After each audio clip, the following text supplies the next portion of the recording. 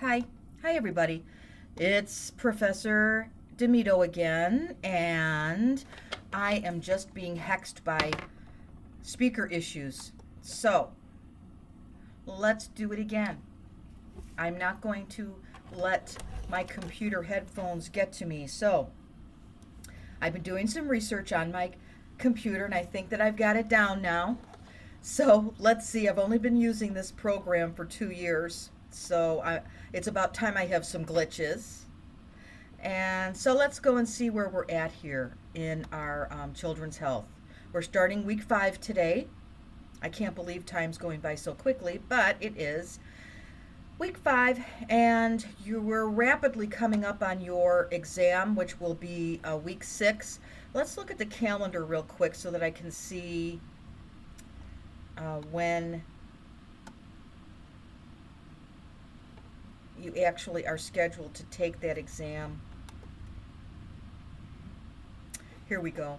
I see here the midterm exam is going to be here. So we're going to do the midterm review on Tuesday the 3rd, and I'm still adding a few things to it. I like to enhance them. This was a new review that I just wrote for the last cohort, so I want to improve it, make it a little bit better this time around. So I'll get that out to you. It may not be until Monday with the holiday coming up and everything, but I'll try to get that out to you as quickly as I can. Now, let's go back and look and see at this week's assignment, because I know there was some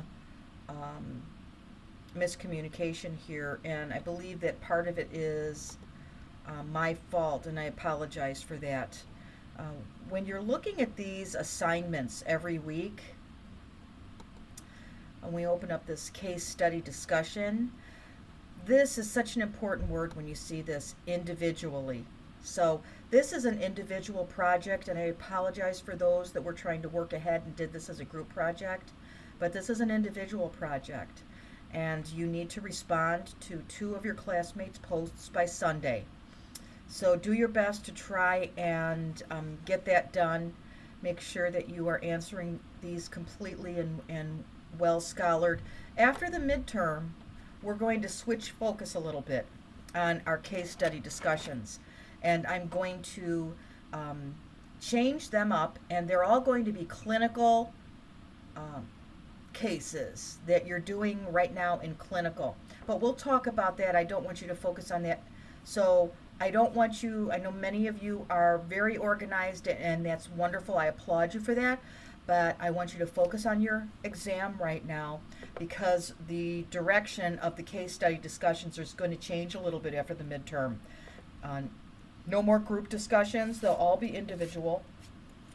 And I really think you're going to get a lot out of it. I've been doing this now for a few years. I've done it in my women's health cohort, and I started doing it in pediatrics.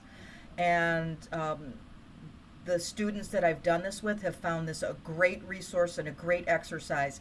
You know, right now what you should be doing is you should be compiling a toolkit of sorts. I'm going to show you an example of something. So,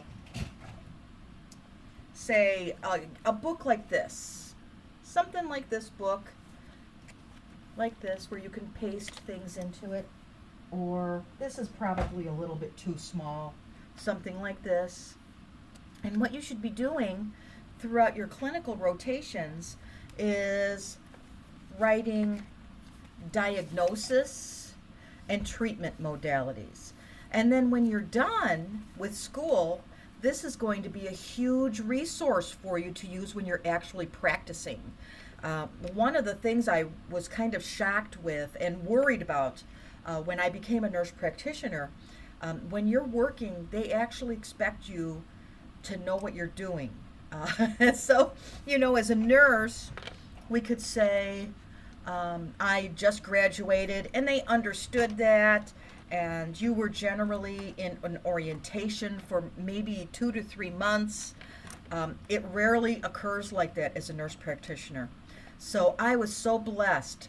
I was partnered with an experienced nurse practitioner that was also a teacher, and she took me under her wing, and I started to compile my toolkit.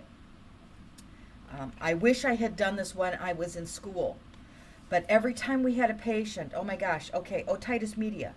This is what we're going to do, the dose, first line, second line, third line, uh, allergy to penicillin. And this was such an important resource for me. I never went anywhere without it.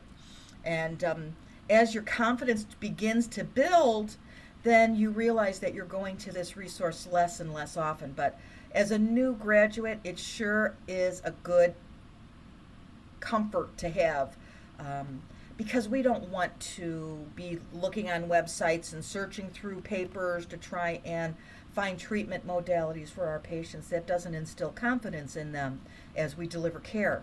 It doesn't instill confidence in our peers that we're working with. So we need to present ourselves in a professional manner and organized so that we instill confidence in others. Now, if you have any questions or concerns, please bring those to me as quickly as you possibly can. If you have a question, is this an individual assignment? Is this not an individual assignment?